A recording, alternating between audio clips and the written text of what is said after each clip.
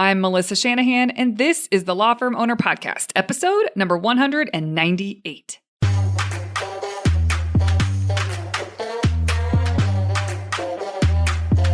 Welcome to the Law Firm Owner Podcast, powered by Velocity Work, for owners who want to grow a firm that gives them the life they want. Get crystal clear on where you're going, take planning seriously, and honor your plan like a pro. This is the work that creates velocity.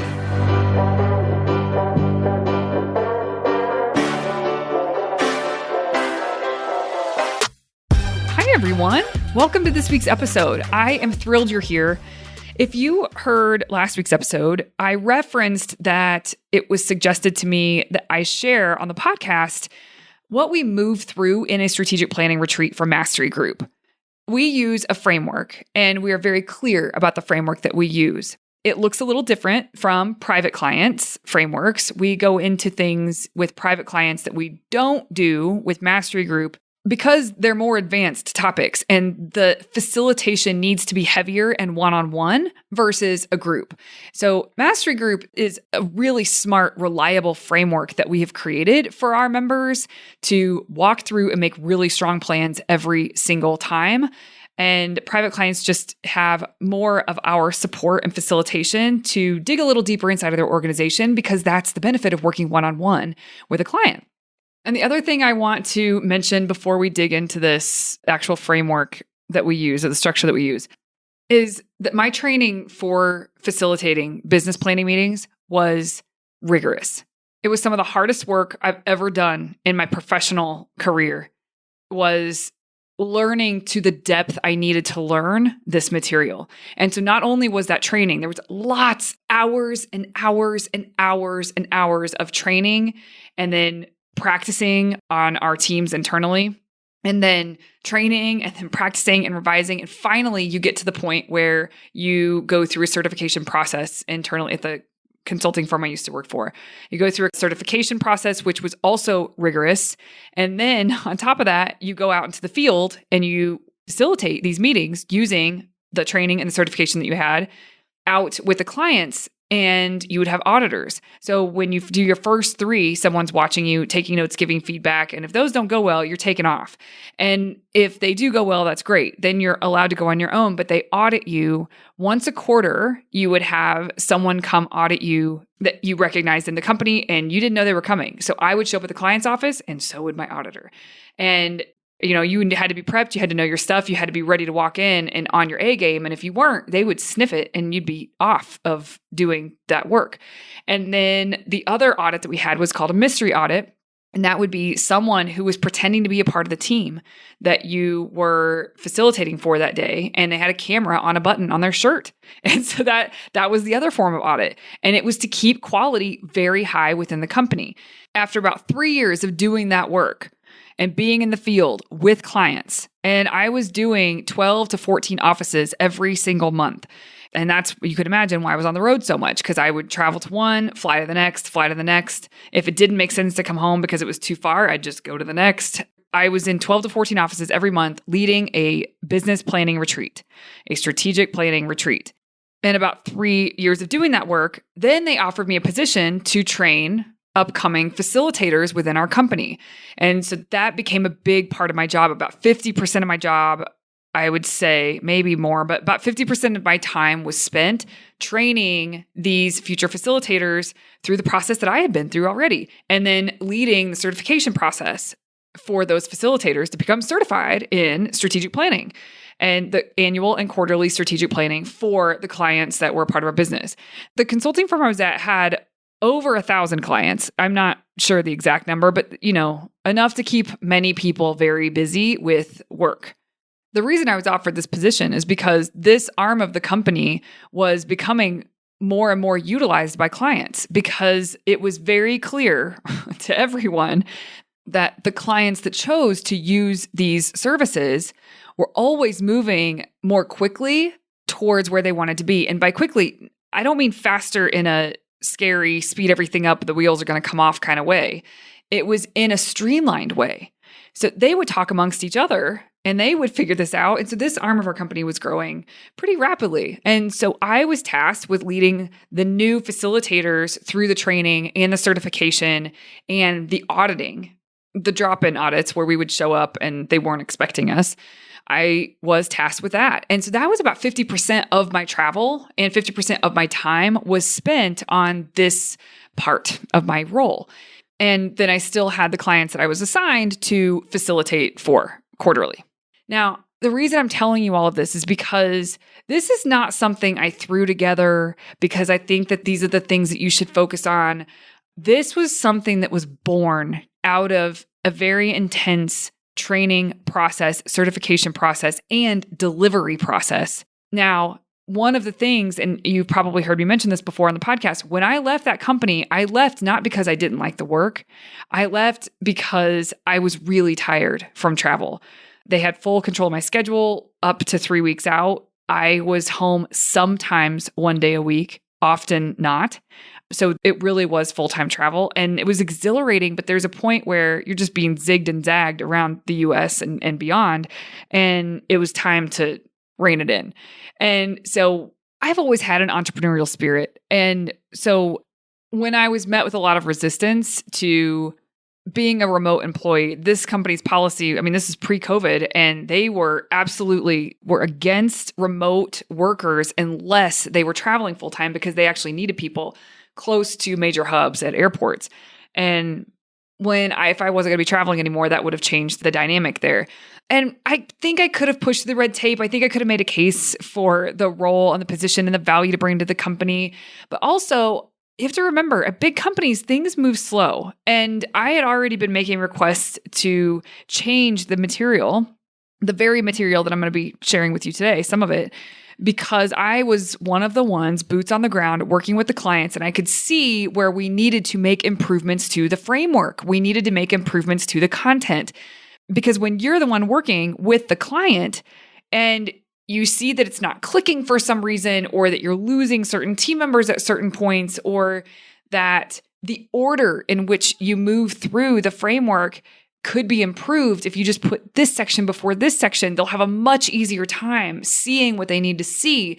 There was real feedback that I had, but because the company was large, workbooks were printed months and months in advance, universal workbooks. I mean, to change a piece of the framework, there was a lot of moving parts. And so it was constantly pushed to the side, never felt really important enough. And so I would go on the fly when I was facilitating and just say, we're going to move to section 6 first, and then we're going to come back to section 3. I knew what I needed to do to get the most out of the group and for them to get the most out of the day. So when it came time for me to make a decision, there was a fork in the road. Do I really push to stay at this company and as their first ever remote worker wasn't on the road full time, or do I let my entrepreneurial spirit win here? And do I think I have something that I can push this value out into the world in a way that is meaningful to business owners?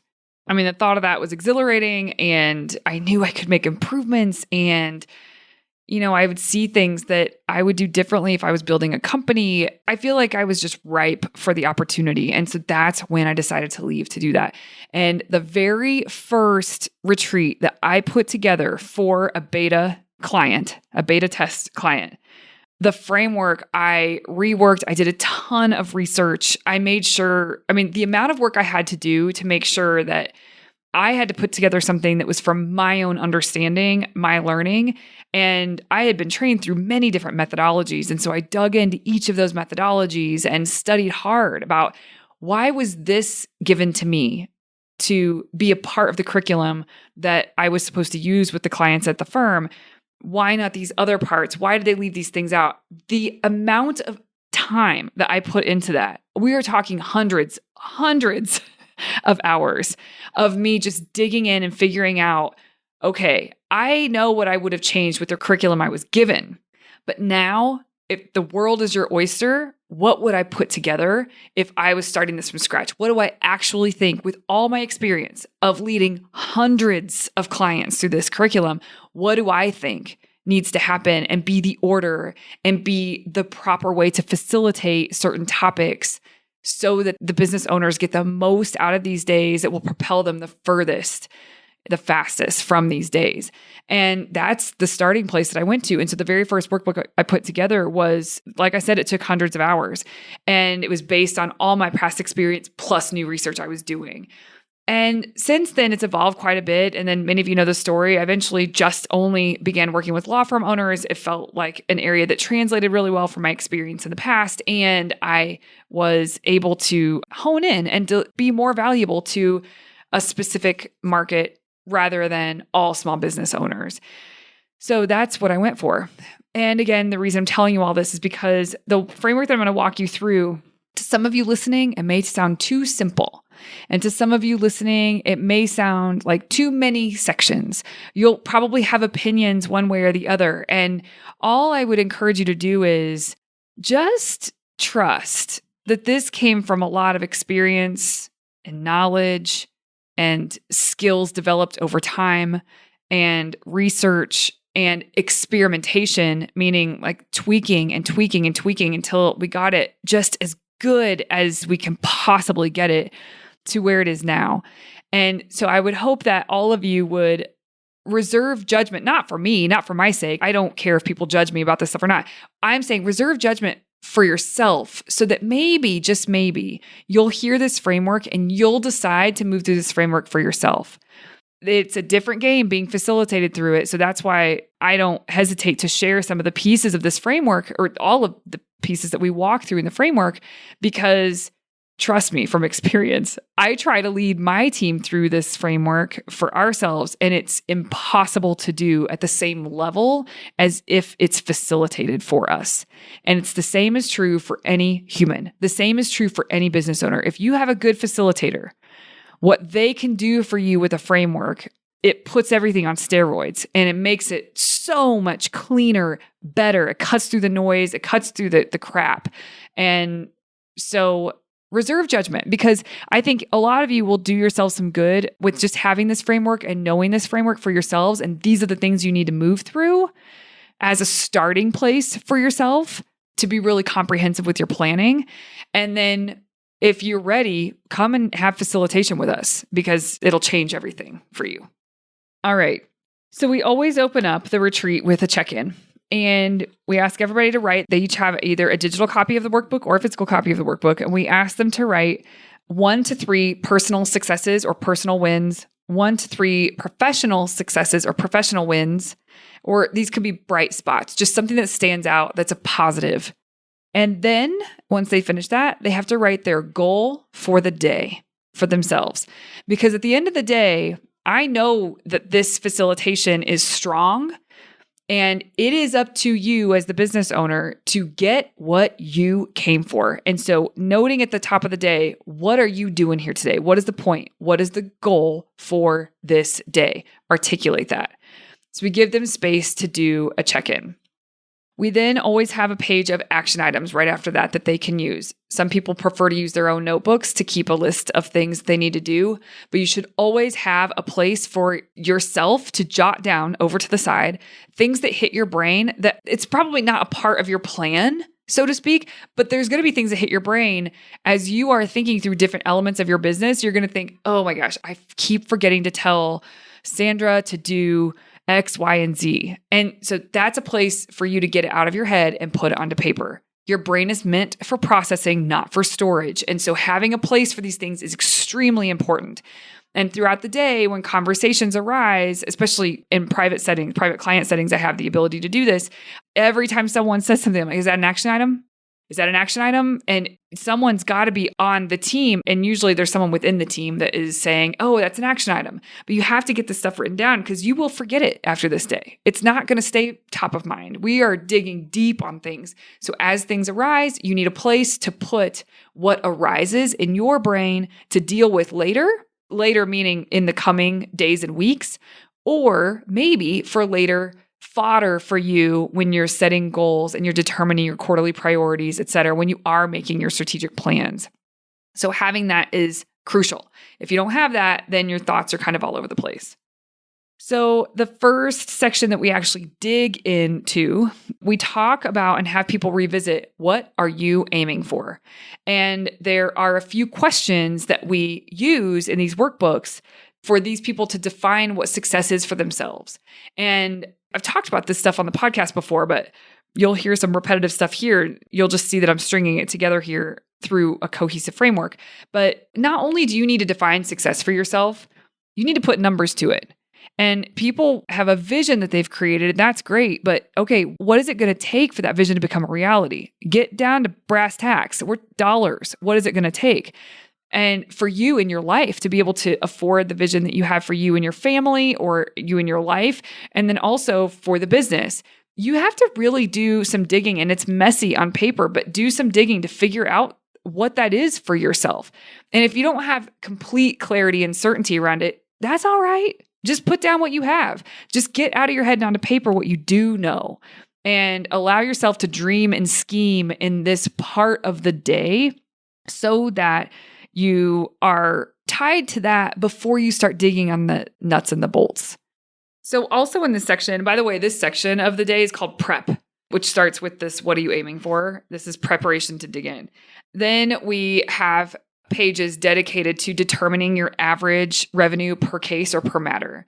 I give equations there, but knowing your average revenue per case or per matter is important to use in equations when you are setting your goals. So you will see how this ties in a little bit, but this is the truth. Now, again, I've done podcasts on this. So if you want to dig in, go to listen to the podcast about average revenue per case or per matter. So we have to get those numbers so that we can do math in the future.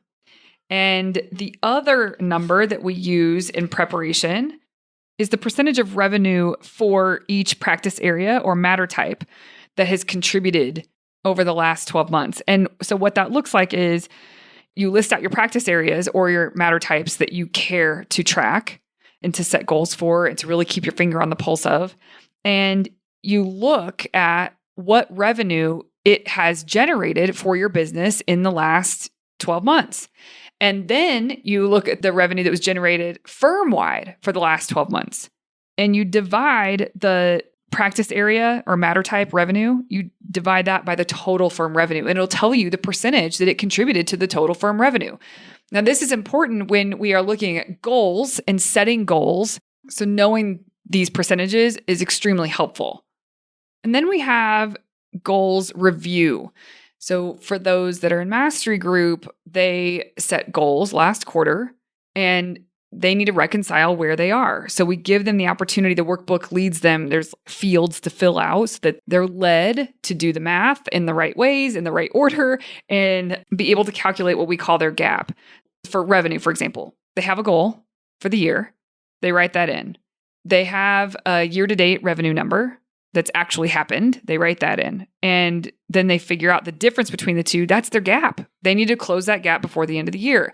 And so now, because we're planning for Q2, we have to spread that gap out over the next 3 quarters. And they get to decide how they want to do that. But basically, at this portion, when we're just reconciling where we landed for the goals, we're just calculating what the gap is between now and the end of the year so that we can make really strong plans for, sure, the next 3 quarters, but especially the next quarter. They can break down the revenue by practice area. We give them that opportunity. And if you have practice areas and you are not breaking down goals by practice areas or matter types that are significant to you, I highly recommend you get on the ball with this. It will change your visibility into the business. It will give you more leverage as an owner to make decisions. It's important. It's really important. And a lot of people just do firm-wide, but breaking it down is immensely powerful. And then there's a place for other goals that they may have set. Conversion rate, number of cases open, cases closed, profit margin, whatever it may be for them, they have the opportunity to, this is all just easy for them to write in the right boxes and they can calculate their gap. So that's the review part for the goals. And then they have to review for rocks. If you have been listening to our podcast, you know that we set goals and rocks in retreats. That's one element of what we do in retreats. And rocks are key quarterly priorities for the upcoming quarter. And there are podcasts on this. If you want to dig in just to the subject matter, you absolutely can.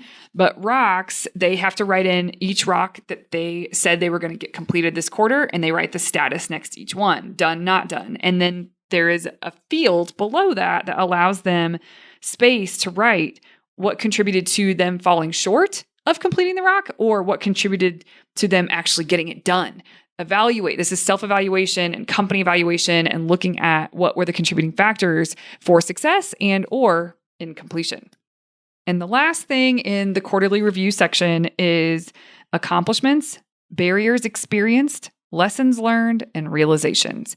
There's a whole page where this is facilitated by me, but they are given space to think through some of the highlights of the quarter in terms of accomplishments for the company and even for themselves as the owner, the barriers that they experienced. And the only reason I put that is because it might be helpful to think through the next two things I ask for. So they write down some of the main barriers they experienced, and then they write down lessons learned and realizations.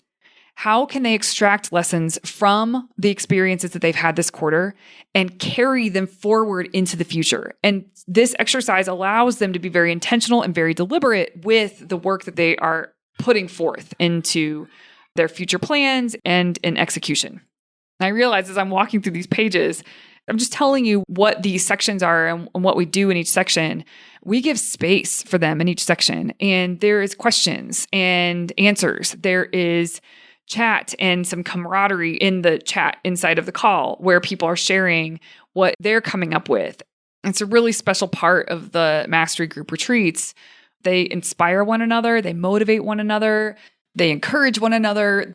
They light a fire under one another's ass. It's just good all around. Great. It sounds pretty quick as I'm moving through this, but you have to remember everything that I'm reading through to you right now, all the way through the end of the framework, we're in that room for a full 8 hours. We do take a couple bathroom breaks and a quick lunch break.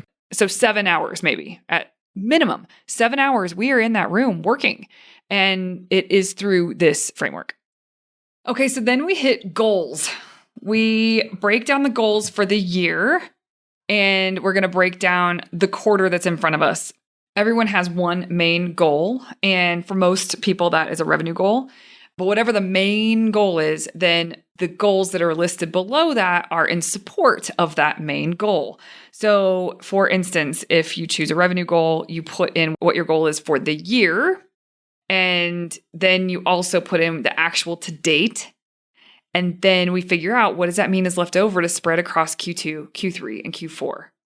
And once you have that, and for revenue, I give them space to break down by practice areas what that means for each of the practice areas. Earlier, we talked about figuring out what the practice areas or matter types, case types, what percentage they contribute to the overall revenue. Well, this is where that comes into play. If your goal is $600,000 and one of your practice areas is you want it to contribute 30% to the overall revenue, then you take $600,000 times 0.30. And that tells you the revenue goal for the year for that practice area. And so then you can go through the same motions. You know what the goal is, which it's 180K is 30% of 600. You know your goal is 180K, figure out what you've done actual to date, and then you can figure out how you spread the gap between the last 3 quarters. Speaking for if we're doing a Q2 planning. So then you have to write in the revenue. What does that mean for each quarter? Now, once you've done this for each practice area, then you have really clear goals, yes, for the firm, but then also for each practice area goals for revenue. And then the next one down that's really common, but not everybody does it, is a cases open goal or cases closed, depending if your contingency fees, maybe you do it on that. And basically for that, you're going to use, remember earlier, we figured out the average revenue per matter type or case type or practice area. Once you know your average revenues, then you can work backwards to figure out the number of cases that you need through the door in order to make that revenue happen that you just set a goal for. So for instance, for the practice area that you want to do 30% of the overall revenue and you want to get to $600,000 in the year, that's $180,000 just for that one practice area or matter type. All right, well, let's say that your average revenue is $2,500 for that particular matter type or practice area. That means if you take $180,000 divided by 2,500, you need 72 matters through the door of that particular matter type or practice area to give you the revenue that you want. And now this isn't perfect math. These are really useful for projections, the average revenue and also the target percentage that you're shooting for with what it contributes to overall revenue, this allows you to make a very well thought out plan. It's never going to be the case where you get to the end of the quarter or the year and you're like, oh, this lined up perfectly. I had exactly 72 cases, each at a value of $2,500, which gave me $180,000 in this practice area. And then because of that, along with the other practice areas that contributed, I am at $600,000 even. That is not why we do these plans. It's not so you can hit these things perfectly. It is so that you can be very strategic in how you're going to go about pulling these levers to get to where you want to be. That is what this is all for. It is so that you can figure out what effort needs to be put forth so that you can be on track as best as possible with the plans that you made. And then at the turn of the quarter, you reconcile again. You lift your head, you take a breath, you process lessons, you look back, and then you make plans again based on where you landed. So you measure where you landed and you look forward and you carry the lessons forward and make plans for where you want to be. So this is an example of kind of how that would break down. And then other people, that we give space for other people to document the goal, what it is for the year, what the actual to date is, and what they want it to be quarter over quarter in order to meet their annual goal. And so some people put profit margin here, a goal around that. Some people will put conversion rate, etc. You guys have heard me talk about different types of goals before. So that's where we're breaking down the year. Well, once you have all your Q2 numbers, and as I'm recording this, we're planning for Q2, so that's what's top of mind for me, then you're able to break down the quarter in front of you. You do not need to break down all the months in front of you, just the next quarter in front of you. So for Q2, you will break down into April, May, and June. And you could just take the quarterly goal that you have set and divide it by 3, and it can be broken up evenly, or you can weight, WEIGHT, weight one quarter heavier than the others. You get to choose. And this is the process that we lead people through. So they do that for every goal that they have set. They have a Q2 goal and they have a monthly goal within Q2. And they track against the goals to see it, to make sure, are they on track or off track? And they don't use that information when they're tracking to feel good or feel bad. That's actually the antithesis of what the data is supposed to do. The data is supposed to be information that allows you to pivot, to take turns, to think of ways to be more effective, to ask high quality questions in the middle of the quarter so you get back on track. If you're blowing your goal out of the water, then at the turn of the quarter, you know you're going to have to reset. Like there's all these things that planning in this way really sets you up nicely for. All right, that's the goal breakdown. And if some of you were lost by what I'm saying here, just you can re-listen to this. You could take notes for yourself to plan in this way for yourself, but this is all guided and all spelled out in the workbooks so that you can follow along, not only in your workbook, but with our facilitation. And all the group is doing the exact same thing, the exact same time, and working together. There's a lot of power in that momentum. So then we ask, okay, now that you have these goals set, there's things that need to happen with tracking and metrics. Even if you are doing pretty well with tracking metrics and statistics, et cetera, what do you need to track now? Like what's missing? When you look at the goals you have set, what do you need to start tracking that you aren't currently tracking? So what column do you need to add to your tracker?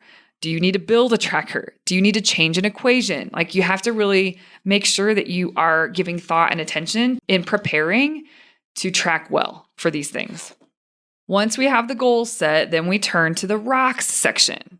You can listen to the podcast on goals versus rocks. I'm sure we'll put all the podcasts I'm referencing, we'll put in the show notes. But I asked some facilitative questions about how to think about and come up with the priorities that are going to lend itself to you being successful with hitting these goals to the best of your ability. And every rock that you have, you want to ask yourself, how does this contribute to the goals? How is this impactful to the organization in a way that will allow us to, with more ease, hit the goals? And so there are some questions I facilitate through the workbook that can allow you to really look at that journey and consider what needs to be top priority that quarter, because there's always things that we're going to want to do. At any given point as an owner, there's always things you're going to want to implement. You have new ideas on how to improve things or things that need to be implemented or revamped or added, etc. And when you have all those ideas, it can feel messy inside. And this is your chance to constrain down, choose the top priority projects, initiatives, efforts, and commit to them. Name them very specifically so it's very clear when you are done with it. Like, what do you want to be on the hook for? How does someone hold you accountable? It needs to be named that specifically. And once you do that, then throughout the quarter, we'll be able to have accountability for those in our accountability check-ins for rocks. So you do come up with rocks. You come up with typically between 3 and 6, depending on how much support you have and how much bandwidth you have to give to these projects. We have a lot of good conversation about that with people inside of Mastery Group. But if for new people, I always suggest 2. 2 that feel so impactful, most impactful, and will allow them to get into their groove with progress and making consistent progress towards something and not being watered down amongst many things. This is really a skill and a habit that you develop. And this skill can be built on and utilized in the future in greater and greater ways for your organization. The skill of staying true to something, staying committed, seeing this project or this rock all the way through to the end, to completion. And that's really powerful. So you'll select your rocks, and then we have a place inside of Mastery Group where you can submit each one of those rocks into a tracker. And that's what we use on accountability calls, which are a lot of fun with members and a lot of really good conversations, because this is where the rubber meets the road, right? We could talk around things all day long, but if we're not actually implementing and getting stuff done, what are we doing? We also give a place for rock deconstruction. So for every rock that they've come up with that they are going to commit to for the quarter, we give a place for them to break down that project. Every rock is a project. What are all the pieces of the project that need to be accomplished, need to be done in order for you to consider that rock complete? Project deconstruction is immensely important for progress. People think a lot of times that they're just lazy or they give up or they just can't stick with things. Oftentimes, the thing that's in the way is that they don't break it down. Their brain doesn't even know where to start on that project. And so it just keeps putting it off and procrastinating. And before you know it, you're moved on to something else mentally and you have a new shiny object that you're looking at. That is why project deconstruction is so powerful in getting things done. So we give some space for them to do that with a rock or 2 during the retreat, where they fully break down what all the pieces are of that project and identify what they can delegate out and what they actually need to keep. And then we have them put the amount of time next to each step that they think it's going to take for these steps so that they can start to see, how long is this rock supposed to take them? Like a month, 2 months? They really can start to see how this will stack up with what they have to give to these efforts. So rock deconstruction is really important. We will put a link in the show notes to the podcast I've done on project deconstruction. You can go dig in on that if that feels appealing. The last section of the workbook is called integration. Integration for me is really helping. This section of the workbook is really meant to help owners figure out how to make sure that their plans actually come to life, because plans are worth nothing if they aren't executed on. And it's important to take those steps. And the reason that people don't are often barriers that we just didn't anticipate, we didn't think through, and therefore we have a really hard time actually implementing because we didn't think through the barriers that we were going to hit as we try to execute on our plans. This is the space to really anticipate the barriers. And this has everything to do with the results cycle, which I've taught on before here on the podcast. I've taught classes on it. And it's a piece of onboarding. It's just a basic understanding of the results cycle so that you can utilize it and make sure that you're thinking through the stuff so that you are in a high result cycle more of the time than you are in a low result cycle. And we will all always be in both. There is no sense of perfection with this, but how do you spend your time more in getting things done and where your actions actually line up with where you say you want to go versus actions that aren't taking you closer to where you want to go and to the results that you want to create? So there's a really great quote by Jerry Colonna, and he asks the question, how are you complicit in creating the conditions that you say you don't want? The results cycle is a way to identify how you are complicit in creating the conditions that you want or that you say you don't want. Either way, like we control the results that we get, and we either get results in line with where we say we want to go, or we get results in line with not in line with where we say we want to go. And the results cycle is just a way to have a look at that for yourself. It's really an awareness tool more than anything. And so we dig into that a bit here as it pertains to your plans being executed and implemented into the world so that you create the results you want to. And by results, I mean hitting the revenue goals, completing your rocks, hiring the team members, getting the team on board, like all the things that need to happen in order for you to create this firm and vision that you have.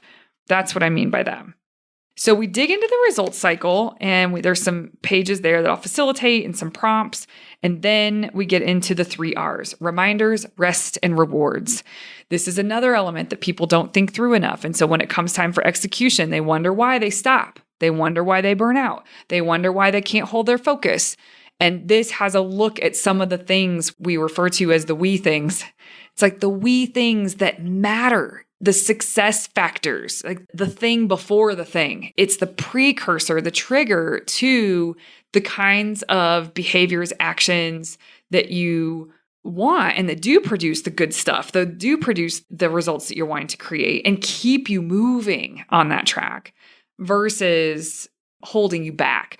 So reminders, rest, and rewards, there's a podcast on this I have done. So if you want to listen to that, you can dig in. But reminders are essentially, what do you need to keep top of mind on a daily basis to stay on track? When you are leaning into this next level for yourself and for the firm and for the team, et cetera, as you are leaning into that, you are going to have to keep certain things top of mind that aren't just default ways of thinking right now and or operating right now.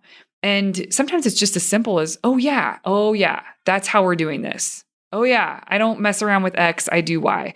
Just having some of these reminders can be immensely helpful and to stay the course. I've actually heard recently from private clients who've been implementing this and taking this more seriously and reading at the top of every single day the reminders that they want to keep top of mind, and how on track it keeps them is really surprising to them. But it's just as simple as a reminder, So reminders, rest, and rewards, there's 3 R's. Reminders is the first one. The second one is rest. And rest, I mean, sure, if you're not getting enough sleep, then absolutely that needs to be thought through, because it's undisputed at this point how much more cognitively efficient one can be and how much sharper one can be and how much more motivated and have a positive outlook one can be with proper rest. Not to mention all the other benefits for our health that sleep offers. So if you're not getting enough sleep, then of course you would address that in this section where we talk about rest, but also just what's your leisure time? What's your downtime look like? You need to carve that out and make sure that it's protected so that you are good to go. Also, we think through rewards, which rewards are the third R. How can you attach rewards?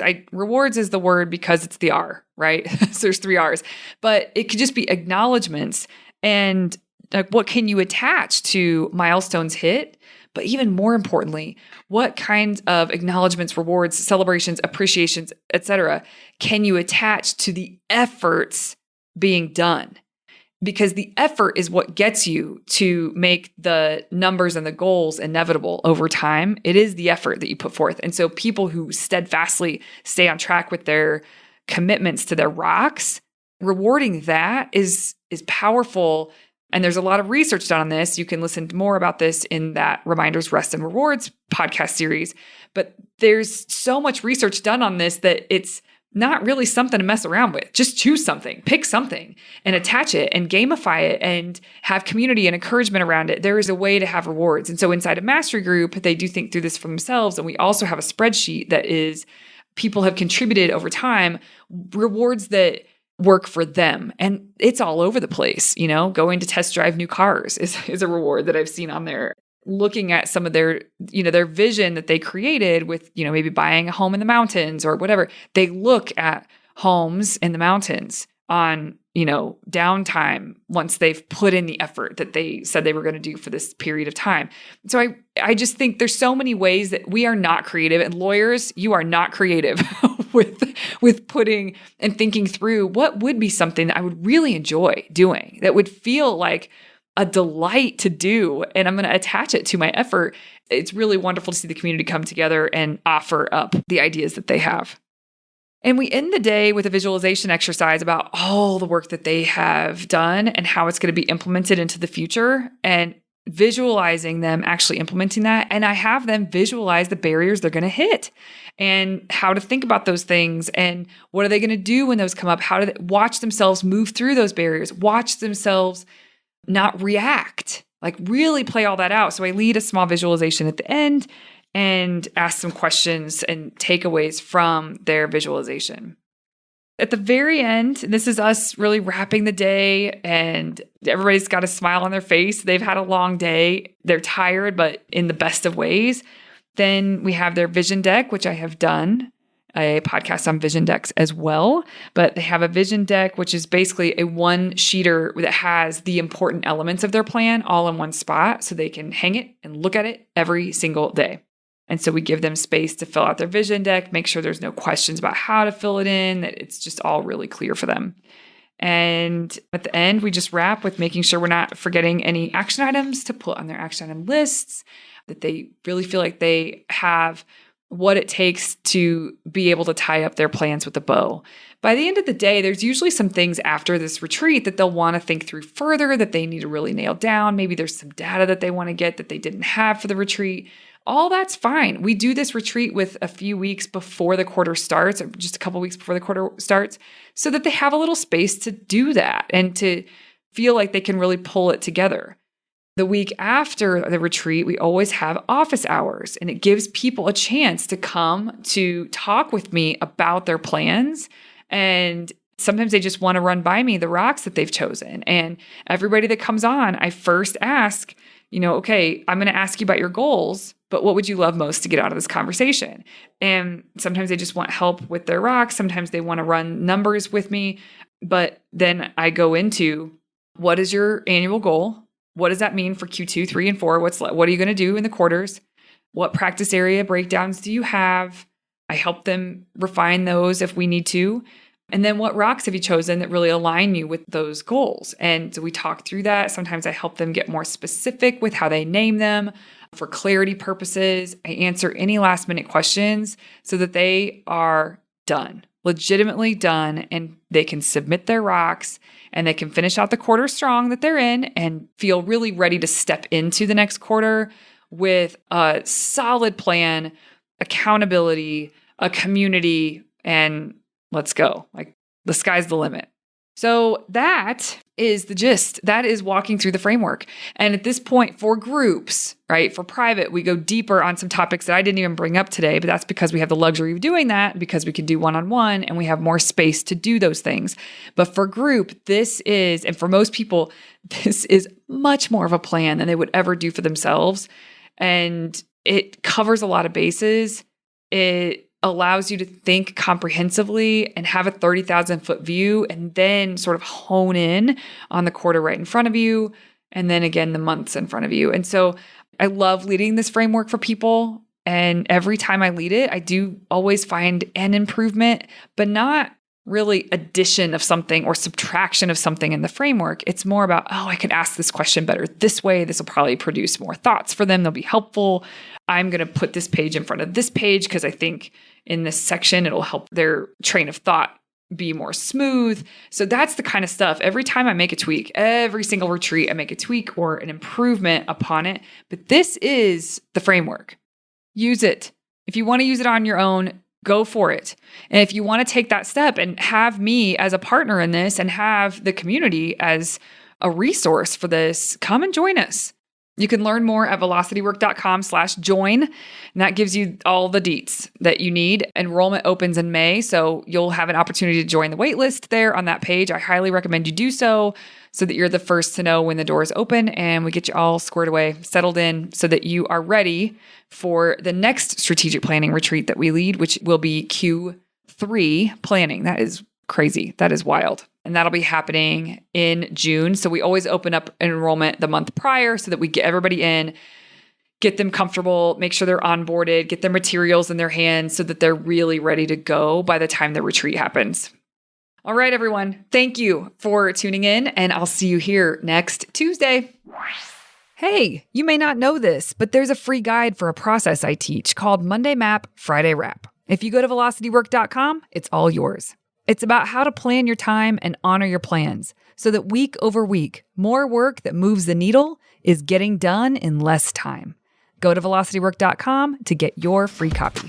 Thank you for listening to the Law Firm Owner Podcast. If you're ready to get clearer on your vision, data, and mindset, then head over to velocitywork.com where you can plug in to quarterly strategic planning with accountability and coaching in between.